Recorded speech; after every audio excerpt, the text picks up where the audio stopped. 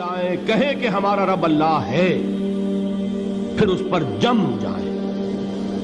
ان پر فرشتوں کا نزول ہوتا ہے، نہ کوئی غم کرو نہ خوف، خوشیاں مناؤ جنت کی جس کا تم سے وعدہ کیا گیا تھا۔ اللہ کی ربوبیت پر اطمینان جب انسان کو ہو جاتا، میرا رب اللہ ہے، ربی اللہ، انسان کے لیے نہ کوئی کھٹکا، نہ کوئی خطرہ، نہ کوئی خوف، نہ کوئی حزن۔ جو کچھ ہو رہا ہے کس کے اذن سے ہو رہا ہے؟ اللہ کے اذن سے۔ اللہ کے اذن کے بغیر پتا تک نہیں ہلتا۔ یہ کوئی اندھا بہرا مادہ نہیں ہے جس سے مجھے کوئی خوف ہو۔ اندھا بھینسا چلا آ رہا ہو اس سے تو ڈرنے کا ہر انسان کو ڈرنا چاہیے، نہ معلوم کس کو ٹکر مار دے۔ لیکن نہیں، اس کائنات کو چلانے والا ایک سمیع و بصیر خدا ہے، وہ جو میرا دوست ہے، میرا ولی ہے۔ اللہ ولی الذین آمنوا یخرجہم من الظلمات الی النور۔ اللہ اہل ایمان کا ولی ہے، ساتھی ہے، پشت پناہ ہے، مددگار ہے، حمایتی ہے۔ بتائیے جسے یقین ہو جائے کہ اللہ میرا مددگار، اللہ میرا محافظ، اللہ میرا پشت پناہ، اللہ میرا حمایتی، اس کے لیے کوئی خوف ہوگا؟ اس سے کوئی ڈر ہوگا؟ میں مثال دیا کرتا ہوں ایک بہت سادہ، پنجاب کے دیہات کی۔ وہ بڑا چودھری ہے اور کوئی غریب کسان ہے۔ اس غریب کسان کے جانوروں کو ہر وقت اندیشہ ہوگا چوری کا، کوئی میری بھینس کھول کر نہ لے جائے، کوئی میرا بیل کھول کر نہ لے جائے۔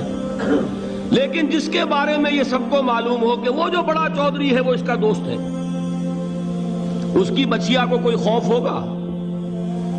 اس کی بھینس پر کوئی ہاتھ ڈالے گا؟ اسے کوئی اندیشہ ہوگا؟ نہیں۔ کیوں؟ کہ وہ بڑا چودھری، بڑا اس کا یہاں کا سردار، جاگیردار، سب کو معلوم ہے وہ میرا دوست ہے، کوئی میرے خلاف اقدام نہیں کر سکتا۔ اس دنیا میں یہ چھوٹی سی بات اگر آپ کے دلی اطمینان اور سکون کا باعث بن سکتی ہے تو ذرا تصور کیجئے۔ میں لفظ تصور استعمال کروں گا صرف اس لیے کہ اس کا ہم جس کو کہتے ہیں ادراک اور شعور کر نہیں سکتے، اگر کے ساتھ کر سکتے۔ اگر یقین ہو کہ اللہ میرا مددگار اور یقین ہو کہ اللہ ہر آن میرے ساتھ ہے، پھر کوئی خوف، کس کا خوف؟ کوئی شے اللہ سے بالا تر ہے؟ کوئی قوت اس سے زیادہ طاقتور ہے؟ کوئی اس کے ارادے کو بدلنے والا ہے؟ کوئی اس کی مشیت کے آڑے آنے والا ہے؟ یہی بات ہے جو حضور نے فرمائی۔ یہ ایمان کا حاصل ہے لب لباب، کہ دیکھو اچھی طرح اس بات کو ذہن نشین کر لو، اگر تمام انسان مل کر تمہیں کوئی نقصان پہنچانا چاہے نہیں پہنچا سکتے، مگر جو کچھ اللہ نے لکھ دیا ہو، اور تمام انسان مل کر تمہیں کوئی نفع پہنچانا چاہے نہیں پہنچا سکتے، مگر وہ شے جو اللہ نے طے کر دی۔ آپ پھر میں کہوں گا ذرا طاری کیجئے، اسے فرض کیجئے، اسے سوچئے۔ اگر اس حدیث پر ہمارا دل ٹھکا ہوا ہو تو کسی سے ڈر ہوگا؟ یہ مجھے نقصان نہ پہنچا دے، یہ میری رپورٹ خراب نہ کر دے، یہ میری انکریمنٹ نہ رکوا دے، یہ میرا یہ نہ بگاڑ دے، یہ میرے یہ نقصان نہ پہنچا دے۔ اس کا ڈر، اس کا ڈر، اس کا خوف، اس کی خوشامد، اس کے لیے جا کر طرح طرح سے اپنی عزت نفس کو ذلیل کروانا اس کے سامنے، یہ سب کچھ کیوں کرتا ہے انسان؟ جب سمجھتا ہے کہ اس کے ہاتھ میں میرا کوئی نفع ہے، اس کے ہاتھ میں میرے لیے کوئی ضرر ہے، یہ مجھے کوئی غضب پہنچا سکتا ہے، یہ مجھے کوئی نقصان پہنچا سکتا ہے، یہ میرا کوئی کام بنا سکتا ہے، یہ میری کوئی ضرورت پوری کر سکتا ہے، اسی کا نام شرک ہے۔ جہاں آپ نے یہ سمجھا کہ غیر اللہ کے اندر کوئی طاقت موجود ہے، وہی شرک ہے۔ بتوں سے تجھ کو امیدیں، خدا سے نومیدی، مجھے بتا تو صحیح اور کافری کیا ہے؟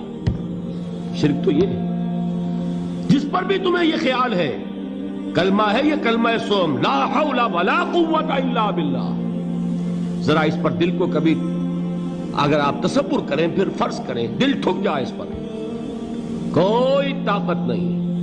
یہی بات تھی جو شیخ عبد القادر جیلانی رحمۃ اللہ علیہ نے اپنی وصیت میں اپنے بچے سے کہی.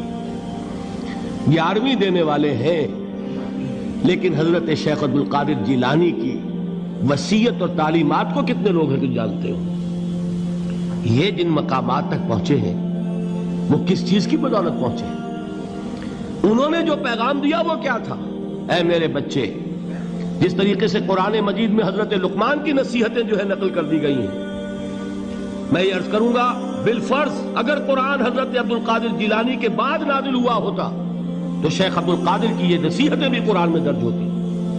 اتنی اونچی نصیحتیں ہیں.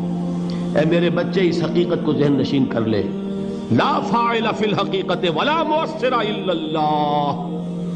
اس کائنات میں نہ کوئی فاعل حقیقی ہے نہ مؤثر حقیقی ہے سوائے اللہ کے. کسی شے میں کوئی تاثیر نہیں اگر اللہ نہ چاہے. آگ جلا نہیں سکتی اگر اللہ نہ چاہے. پانی ڈبو نہیں سکتا اگر اللہ نہ چاہے. زہر ہلاک نہیں کر سکتا اگر اللہ نہ چاہے. کوئی چیز فائدہ نہیں پہنچا سکتی اگر اللہ نہ چاہے. تو در در پہ کیوں سر جھکاتے ہو؟ در در پر کیوں جبیں سائی کرتے ہو؟ سب کے سامنے کیوں ہاتھ پھیلاتے ہو؟ ایک اللہ سے مانگو. ایک اللہ کے سامنے زمین پر اپنی جبین رکھو. لا فاعل فی الحقیقت ولا مؤثر الا اللہ. نظر آتا ہے ہمیں کہ پانی پیاس بجھا دیتا ہے. پیاس بجھانے کی صلاحیت پانی میں نہیں ہے، اللہ کے اذن سے. کھانا بھوک مٹا دیتا ہے، بھوک مٹانے کی صلاحیت کھانے میں نہیں ہے، اذن رب میں. دیکھیے یہی یقین تھا. حضرت موسیٰ علیہ السلام کا واقعہ یاد کیجئے.